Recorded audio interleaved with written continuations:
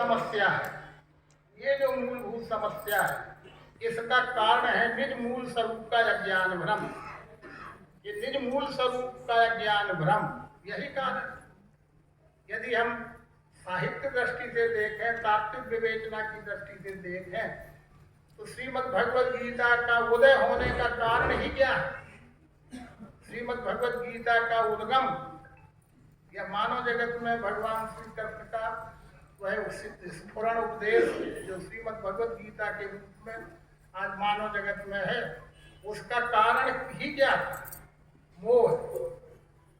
उसका कारण ही मोह है ना। क्या मोह है?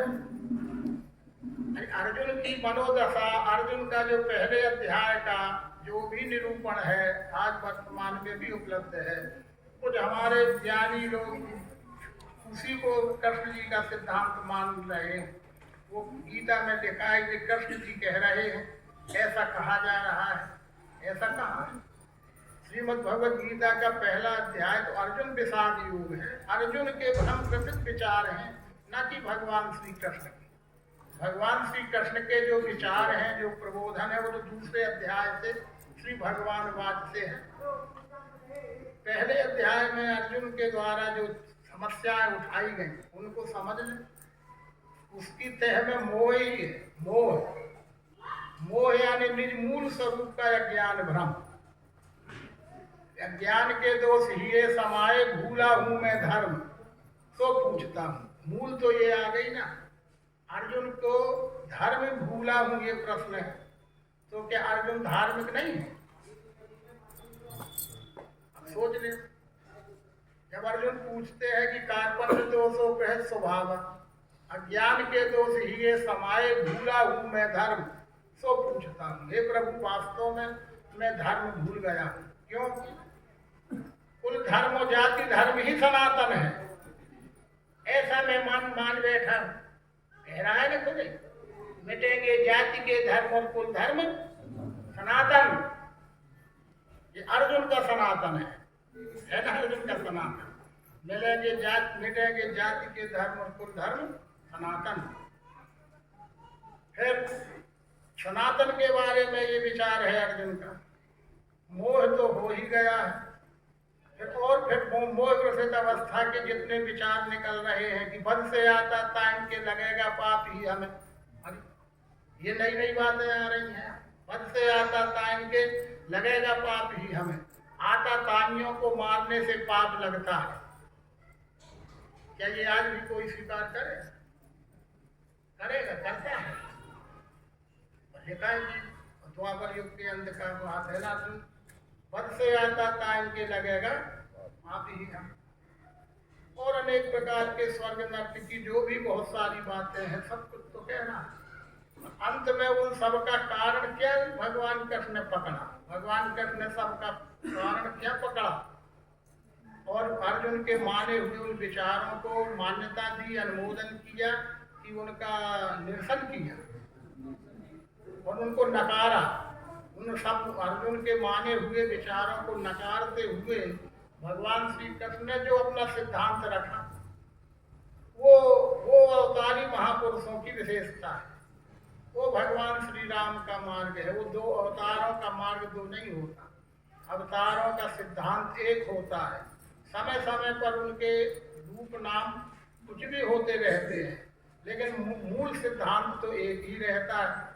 सिद्धांत से कभी समझौता नहीं होता है उनमें। जो भगवान श्री राम का सिद्धांत है, ये विश्व ही विश्वरूप परमात्मा है, वही भगवान श्री कृष्ण का सिद्धांत है। और आज वर्तमान समय में भी जो समस्याएं हैं, उसके लिए एक भक्त कवि ने बड़ी सहज में बात कह दी। हमको जाना चाहिए कि यदि सारे संसार के लोग एक साथ मिलके बैठ के भी केवल अंधेरे को, अंधकार हो, अंधकार को अपशब्द कहना शुरू करें, तो क्या अंधकार मिट जाएगा? कुछ फर्क पड़ेगा उस अंधकार को?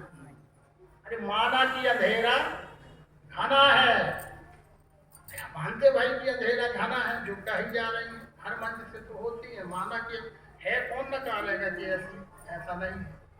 और माना कि अंधेरा घना है, पर दीपक जलाने से किया मना है। तो महत्व तो दीपक जलाने वाले का है ना। हम आपके साथ हम भी है, हमारे साथ सब आप भी हो। यही दृश्य तो मानस का है कि भूमि विचारी गोतनधारी गई ब्रंज के लोग है। तो गई ब्रंज ब्रह्मा जी के पास गए तो ब्रह्मा जी ने कहा मैं क्या कर सकता हूँ, वहां चलो जो हम रहू तो और सहाय, जो हमारा तुम्हारा सहयोगी है, चलो वहां मैं भी चलता हूँ। ठीक है ना।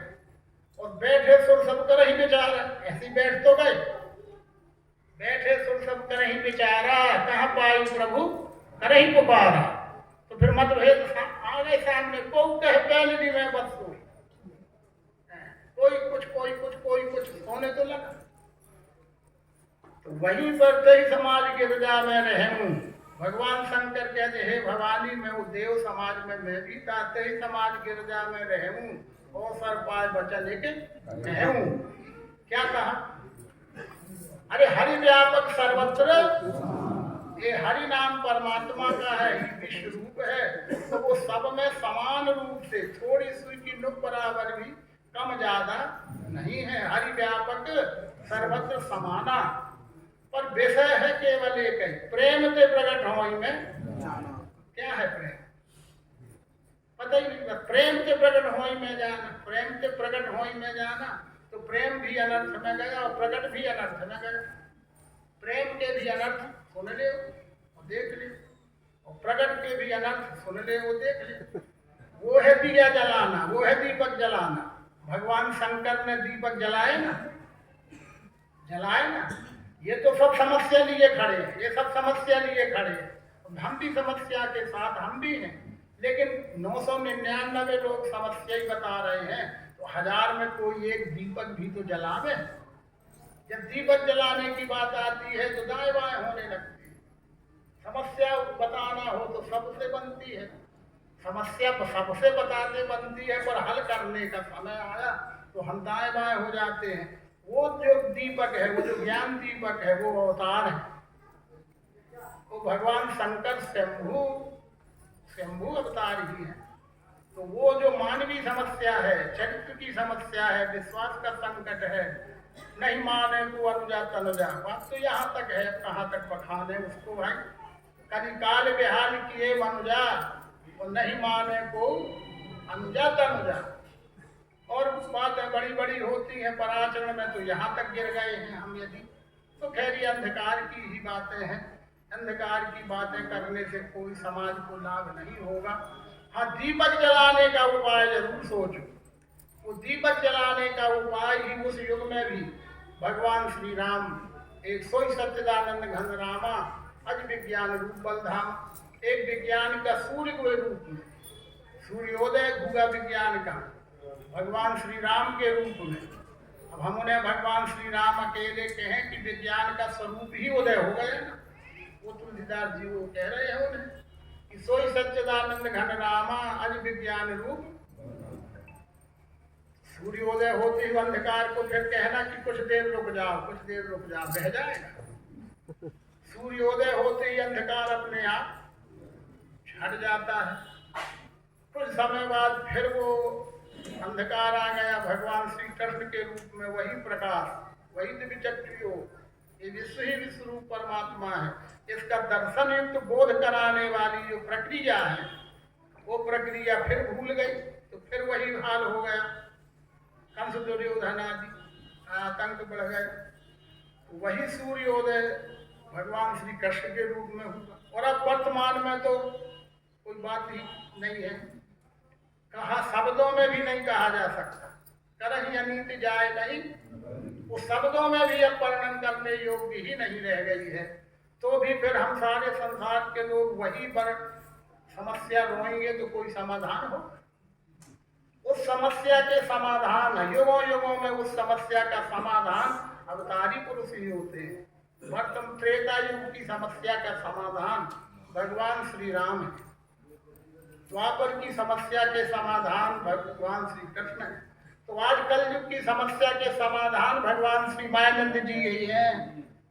ये बात आज नहीं तो कल, कल नहीं तो परसों समझ में आने लगेगी, तो समझ में आ ही रही है। जिनकी समझ में आ ही रही है उनके प्रति प्रतिनिधि के रूप में आप हो यहाँ, प्रतिनिधि के रूप में, इतना ही थोड़ी है।